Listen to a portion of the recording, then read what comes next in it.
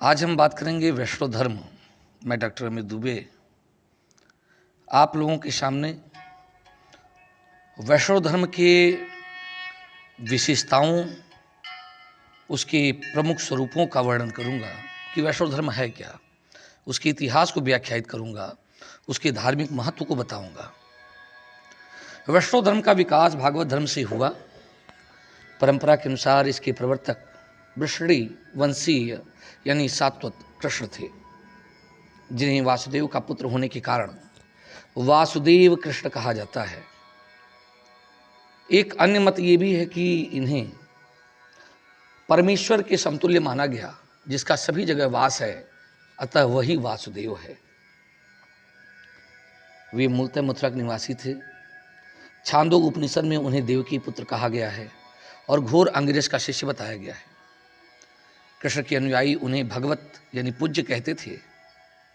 इस कारण उनके द्वारा प्रवर्तित धर्म की संज्ञा भागवत हो गई और उनके धर्मावलंबी वैष्णव धर्मावलंबी, भागवत धर्मावलंबी या दक्षिण भारत में देखें तो अलवार कहे जाते हैं। ये सारे नोट्स मैंने बनाए हैं जो आपको बड़ा मदद करेंगे वैष्णव धर्म को समझने के लिए। पुराण अनुसार विष्णु की पत्नी श्री अर्थात लक्ष्मी है। पौराणिक कथा के अनुसार तुलसी भी भगवान विष्णु को लक्ष्मी के समान ही प्रिय हैं, इसलिए उन्हें विष्णु प्रिया के रूप में मान्यता प्राप्त है। विष्णु का निवास क्षीर सागर है।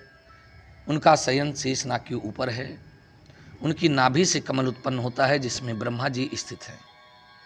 वो अपने नीचे वाले बाएं हाथ में पद्म कमल, अपने नीचे वाले दाहिने हाथ में गदा कौमुदकी, ऊपर वाले बाएं हाथ में शंख जो है पांचजन्य, और अपने ऊपर वाले दाहिने हाथ में चक्र सुदर्शन धारण करते हैं। अगर हम बात करें, ऋग्वेद के प्रमुख भाष्यकारों ने भी प्रायः एक स्वर में विष्णु शब्द का अर्थ व्यापक या व्यापनशील के रूप में किया है। वैदिक काल में सूर्य के सबसे विराट और व्यापक स्वरूप वाला अर्थात 12 बजे के बीच का जो दोपहर का सूर्य का रूप है, उसे विष्णु कहा गया, जो सर्वत्र व्याप्त था, जिसकी किरणें सभी जगहों तक व्याप्त थी। तो विष्णु सूक्त की व्याख्या में आचार्य सायण विष्णु का अर्थ व्यापनशील देव या सर्वव्यापक के रूप में करते हैं। अतः विष्णु शब्द विष धातु से निष्पन्न है और उसका अर्थ व्यापन युक्त यानी सर्वव्यापक है। वैदिक देव परंपरा में सूक्तों की सांख्यिक दृष्टि से विष्णु का स्थान गौड़ है, क्योंकि उनका स्तवन मात्र 5 सूक्तों में ही किया गया है। लेकिन यदि सांख्यिक दृष्टि से न देख करके उन पर पहलुओं पर विचार किया जाए तो उनका महत्व बहुत बढ़कर सामने आता है। ऋग्वेद में बृहत शरीर यानी विशाल शरीर वाले, है ना, तो उस रूप में अगर देखा जाए उनकी व्याख्या मिलती है। और अन्य विशेषणों में युवा कुमार के रूप में उन्हें संबोधित किया गया है। श्री विष्णु की आकृति से संबंधित स्तुति परक एक श्लोक बड़ी अति प्रसिद्ध है। अगर उसको देखा जाए तो कहा जाएगा कि शांताकारं भुजगशयनं पद्मनाभं सुरेशं विश्वाधारं गगनसदृशं मेघवर्णं शुभांगं लक्ष्मीकान्तं कमलनयनं योगिर्ध्यानगम्यं वंदे विष्णु भवभयहरं सर्वलोकैकनाथम। तो इनकी आराधना निम्न मंत्रों से भी की जाती है। ओम नमो भगवते वासुदेवाय, बीज मंत्र के रूप में ओम नमो भगवते वासुदेवाय, हरे परमात्मने प्रणत क्लेशनाशाय गोविंदाय च नमो नमः। अगर पंचाक्षर मंत्रों की बात करें तो ओम विष्णवे नमः, ओम नमो नारायणाय अष्टाक्षर मंत्र है ये, हरिओम इत्यादि जैसे मंत्रों से ईश्वर की आराधना की जाती है। इनके अन्य नामों की बात करें,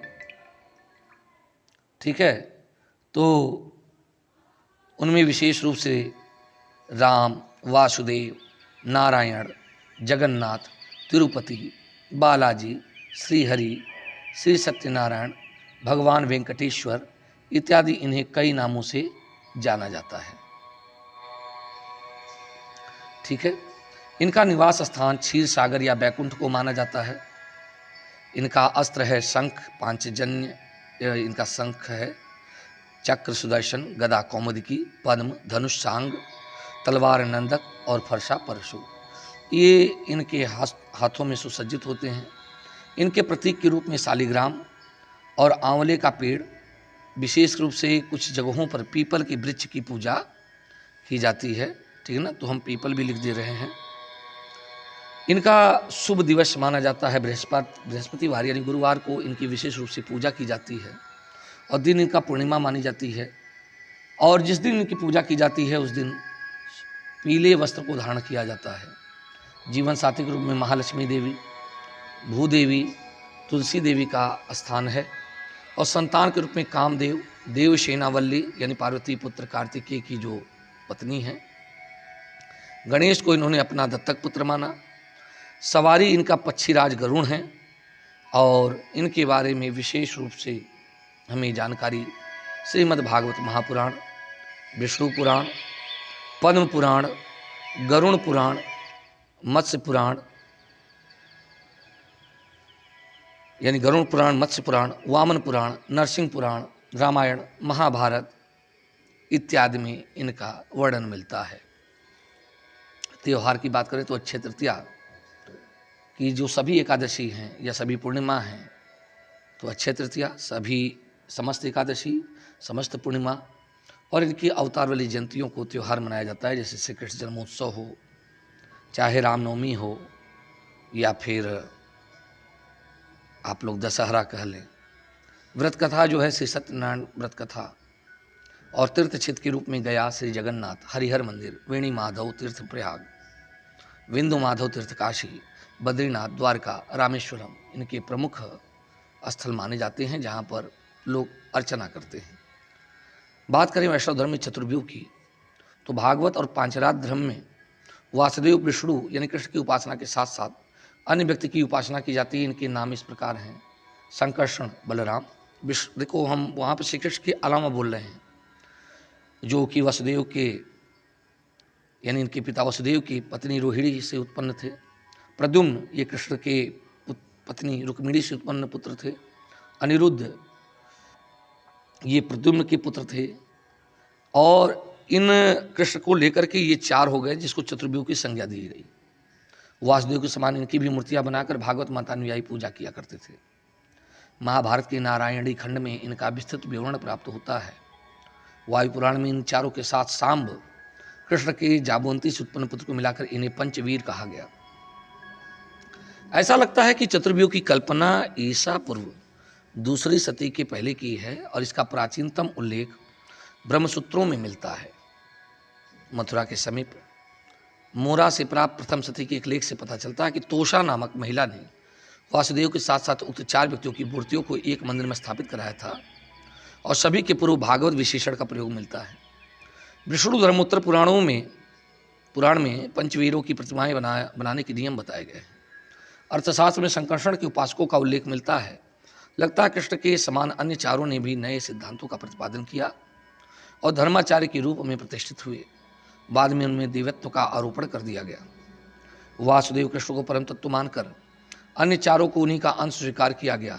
संकर्षण, अनिरुद्ध, प्रद्युम्न को क्रमशः जीव, अहंकार, मन बुद्धि का प्रतिरूप माना गया है। अगर श्री हरि की विशेषताओं की बात करें या वैष्णव धर्म की, ठीक है ना, वैष्णव धर्म की विशेषताओं की बात करें, ठीक है, तो पहला है परम ब्रह्म के रूप में श्री हरि। क्या होगा जरा देखिएगा।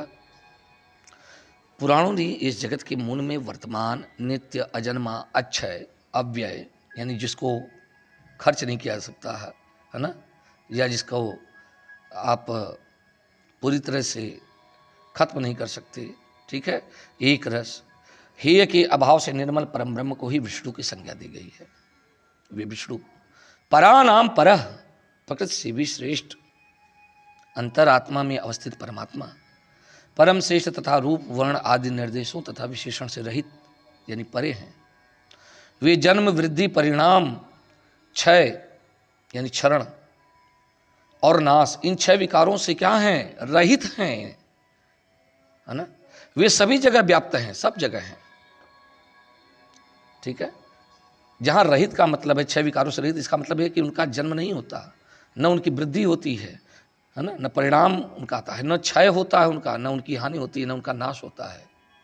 तो उन सबसे ये मुक्त हैं, रहित मतलब मुक्त हैं। तो वो सभी जगह व्याप्त हैं, समस्त विश्व का उन्हीं में वास है।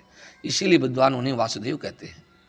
जिस समय दिन रात, आकाश, पृथ्वी, अंधकार, प्रकाश तथा इनके अतिरिक्त कुछ भी नहीं था, उस समय एकमात्र वही प्रधान पुरुष परम ब्रह्म विद्यमान थे, जो कि इंद्रियों और बुद्धि के विषय नहीं है। सृष्टि के आरंभ में ब्रह्मा जी को विष्णु जी ने जो मूल ज्ञान स्वरूप चतुश्लोकी भागवत सुनाया था, उसमें भी यही भाव व्यक्त हुआ है कि सृष्टि के पूर्व में केवल मैं ही था, मेरे अतिरिक्त न स्थूल था, न सूक्ष्म, न दोनों का कारण अज्ञान।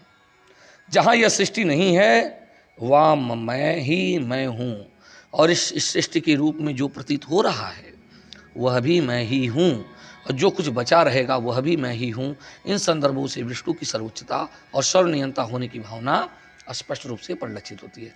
तो आप लास्ट के ये जो 5-6 पॉइंट हैं उनको भी अगर बोल देंगे तो भी, लिख देंगे तो भी बहुत काफ़ी रहेगा। ये तो मैं थोड़ा सा विस्तार से पढ़ाने के लिए ऐसा कर रहा हूँ, बाकी आप चाहें तो उसको क्या करेंगे, समराइज कर सकते हैं। माना गया कि विष्णु के दो रूप हुए, प्रथम रूप है प्रधान पुरुष, दूसरा रूप है काल। यही दोनों सृष्टि और प्रलय, प्रकृति और पुरुष को संयुक्त और वियुक्त करते हैं। यह काल रूप भगवान के अनादि तथा अनंत है, इसलिए संसार की उत्पत्ति, स्थिति और प्रलय भी कभी नहीं रुकते। सर्जक, पालक, संहारक। विष्णु पार्थिव लोकों का निर्माण और परम विस्तृत अंतरिक्ष आदि लोकों का स्थापना करने वाले हैं। वे अपने निर्मित लोकों में 3 प्रकार की गति करने वाले हैं। उनकी ये 3 गतियां उद्भव, स्थिति और विलय की प्रतीक हैं।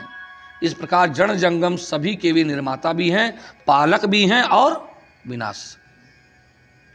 वे लोक त्रय के अकेले क्या हैं, धारक हैं। वे अपने 3 पाद प्रक्षेपों से अकेले ही तीनों लोकों को नाप लेते हैं। लोकत्रय को नाप लेने से भी यह फलित होता है कि लोकत्रय अर्थात वहाँ के समग्र प्राणी उनके पूर्ण नियंत्रण में हैं। विष्णु भ्रूण रक्षक भी हैं। गर्भस्थ बीज की रक्षा के लिए, सुंदर बालक की उत्पत्ति के लिए विष्णु की प्रार्थना की जाती है। उनके पालक स्वरूप पर स्पष्ट बल देने के कारण ऋग्वेद में अहोरात्र अग्नि रूप में भी विष्णु गोपा परमम पाति अर्थात सबके रक्षक पालक कहा गया है। ठीक है। सर्वोच्चता, सर्वाधिक मंत्रों में वर्णित होने के बावजूद इंद्र को सुकृत और विष्णु को सुकृतरः कहा गया है। सुकृतरः का आचार्य सायण ने उत्तम फल प्रदान करने वाले में श्रेष्ठ अर्थ में किया है। श्रीपाद सातवलेकर जी ने उत्तम कर्म करने वालों में सर्वश्रेष्ठ इस रूप में उसकी व्याख्या की है। दयानंद सरस्वती ने कहा कि इसका अर्थ ये हुआ अति उत्तम कर्म वाला। इंद्र जो है सुकृत यानी उत्तम कर्म करने वाला है, तो विष्णु सुकृतरः यानी उत्तम कर्म करने वालों में भी सर्वश्रेष्ठ। तात्पर्य स्पष्ट है कि ऋग्वेद में ही यह मान लिया गया कि विष्णु क्या है, इंद्र से सर्वोच्च है। इस प्रकार इंद्र के राजा होने के बावजूद विष्णु की सर्वोच्चता ऋग्वेद में इस बात से भी स्पष्ट हो जाती है कि उसमें विष्णु के लिए यह बात कहा गया कि वे संपूर्ण विश्व को अकेले धारण करते हैं, तथा इंद्र के लिए कहा गया कि वे राज्य संचालन करते हैं। तात्पर्य स्पष्ट है कि सृष्टि के सर्जक और पालक विष्णु ने संचालन के लिए इंद्र को राजा बनाया है या चुना है। अवतारवाद, वेदों में यत्र तत्र अवतार की बातें हुई हैं। पुराणों में भी 10 अवतार का वर्णन है, जो गीता में आकर पूर्णता को प्राप्त हुआ है। इसी परिप्रेक्ष्य में भगवान श्री कृष्ण कहते हैं कि ये योग मैंने विवस्वान को और मनु को तथा इक्ष्वाकु वंशी राजाओं को दिया था, जो कालक्रम में लुप्त हो गया। अब वही योग मैं तुम्हें दे रहा हूं। अर्जुन ने जब यह जानना चाहा कि यह कैसे हुआ, तो उन्होंने जवाब दिया कि हमारे अनेकों जन्म हो चुके हैं। यद्यपि भगवान अजन्मा है, फिर भी अपनी माया शक्ति का आश्रय लेकर अपनी इच्छा से वह बार बार अवतरित होता है, धर्म की स्थापना करता है, और वेदों में हमें अवतारवाद का मौलिक तथा प्राचीनतम आधार उपलब्ध होता है। ऋग्वेद में त्रिविक्रम विष्णु को 3 रगों द्वारा समग्र विश्व को नापने का बहुत सा श्रेय दिया गया है। भगवान स्वतः अपने लीला विलास से, अपने अनुग्रह से, कृपा से साधकों को बिना किसी साधना की अपेक्षा रखते हुए उन्हें मुक्ति प्रदान करते हैं, और अवतार का यही मौलिक और प्रधान उद्देश्य है। कहते हैं कि जित की स्थिति रहने पर जगत की प्रतिष्ठा बनी रहती है, और इस संतुलन के अभाव में जगत का विनाश तो अवश्य हो जाएगा। अगर संतुलन न हो तो सृष्टि के रक्षक भगवान इस संतुलन की सुव्यवस्था में हमेशा संलग्न रहते हैं। ऋत के स्थान पर अनृत की, धर्म के स्थान पर अधर्म की जब कभी प्रबलता होती तब भगवान का अवतार होता है। इसलिए कहा गया यदा यदा ही धर्मस्य ग्लानिर्भवति भारत, यदा यदा ही धर्मस्य, धर्मस्य यानी धर्म की, यदा यदा जब जब, ग्लानिर्भवति क्या होती है, भवती यानी होती है, क्या ग्लानि माने हानि, तो जब जब धर्म की हानि होती है, भारत हे पार्थ हे अर्जुन, अभ्युत्थानम अधर्मस्य, जब अधर्म का अभ्युत्थान होता है, तद आत्मानम सृजाम्य अहम, यानी तब मैं अपना क्या करता हूं, सृजन करता हूं, यानी अवतार लेता हूं। परित्राणाय साधूनाम, साधु यानी सज्जनों के परित्राण यानी कल्याण के लिए, विनाशाय च दुष्टकृताम, दुष्टकृताम विनाशाय, दुष्टों के विनाश के लिए, धर्म संस्थापनार्थाय, और धर्म की स्थापना के उद्देश्य से मैं संभवामि युगे युगे, अनेक युगों में, युगों युगों में क्या होता हूं, प्रकट होता हूं। तो गीता का यह श्लोक अवतारवाद का महामंत्र माना जाता है। पांचरात्र मंत्र में मत में अवतार प्रधानतः 4 प्रकार के होते हैं, व्यूह, संकर्षण, प्रद्युम्न और निरुद्ध, विभव। तो व्यूह, विभव, अंतर्यामी, आर्यावतार। तो विष्णु के अवतार की संख्या 24 मानी जाती है, श्रीमद् भागवत गीता में यह कहा गया है। परंतु दशावतार की कल्पना अत्यंत लोकप्रिय है, जिनमें 2 पानी वाले जीव मत्स्य और कच्छप, 2 जलथलचारी वाराह और नरसिंह, वामन खर्व के रूप में, 2 राम परशुराम, दाशरथी राम, श्री कृष्ण, बुद्ध सकृप, कल्कि अकृप। महाभारत में दशावतार में बुद्ध को छोड़ दिया गया है और हंस को अवतार मानकर संख्या की पूर्ति की गई है। भागवत के अनुसार बलराम की दशावतार में गणना प्राप्त होती है। श्रीमद् भागवत के अनुसार परमेश्वर प्रकृति और प्रकृति जन्य कार्य का नियमन, प्रवर्तन आदि कार्य करते हैं और माया से मुक्त हो रहते हुए भी माया से संबंध प्रतीत होते हैं। हरिहर विष्णु शिव एकता, विष्णु की सर्वश्रेष्ठता का तात्पर्य यह नहीं है, यह तात्पर्य नहीं है कि शिव या ब्रह्मा आदि उनसे कम है। ऊंच नीच का भाव ईश्वर के पास नहीं होता, वह तो लीला में से संचालन हेतु सगुण होने की प्राथमिकता मात्र है। इसलिए वैष्णव हो या शैव, सभी पुराण महाभारत जैसे श्रेष्ठ ग्रंथ एक स्वर से घोषित करते हैं ईश्वर एक ही है, एक ही एकम सदम विप्रा बहुधा वदन्ति। कहा गया कि एक ही भगवान जनार्दन जगत की सृष्टि, स्थिति और संहार के लिए ब्रह्मा विष्णु शिव इन 3 संज्ञाओं को धारण करते हैं। अनेकत्र विष्णु तथा शिव एक ही होने के स्पष्ट कथन क्या होते हैं, उपलब्ध होते हैं, और उनकी हरिहर के रूप में क्या होती है, पूजा होती है। सर्वव्यापी ईश्वर विष्णु की अनुपम विशेषता उनके 3 पाद प्रक्षेप हैं, जिनका ऋग्वेद में 12 उल्लेख मिलता है। संभवतः यह उनकी सबसे बड़ी विशेषता है। 3 पद क्रम मधु से परिपूर्ण कहे गए हैं, जो कभी भी छीड़ नहीं होते या कभी भी नष्ट नहीं होते। तो 3 पद क्रम इतने विस्तृत हैं कि संपूर्ण लोक उसमें विद्यमान है। उरुगाय और उरुक्रम आदि पद भी उक्त तत्व के परिचायक हैं। मधु से आपूरित उनके 3 पद क्रम में से दृष्टिगोचर होता है, और तीसरा सर्वथा अगोचर। इस तीसरे सर्वोच्च पद को पक्षियों की उड़ान और मर्त्य चक्षु के उस पार कहा गया है। यास्क की पूर्ववर्ती शाकपूर्ण इन 3 पाद प्रक्षेपों को ब्रह्मांड के 3 भागों पृथ्वी, अंतरिक्ष और द्यूलोक में सूर्य की संचार गति के प्रतीक मानते हैं। यास्क के ही पूर्ववर्ती औडवाब सूर्य के उदय मध्य आकाश में स्थिति अस्त का उसे वाची मानते हैं। ठीक है, तो इस प्रकार से जो वैष्णव धर्म है ये भगवान विष्णु की आराधना से जुड़ा हुआ है। भगवान विष्णु को परम ब्रह्म माना गया है। उन्हें सर्वोच्च सर्वनियंता के रूप में उनकी व्याख्या मिलती है। अथर्वशीर्ष उपनिषद में उन्हें उसी परमात्मा का एक रूप नाम कहा गया है। तो मुझे उम्मीद है कि यह क्लास आपको अच्छी लगी होगी। धन्यवाद।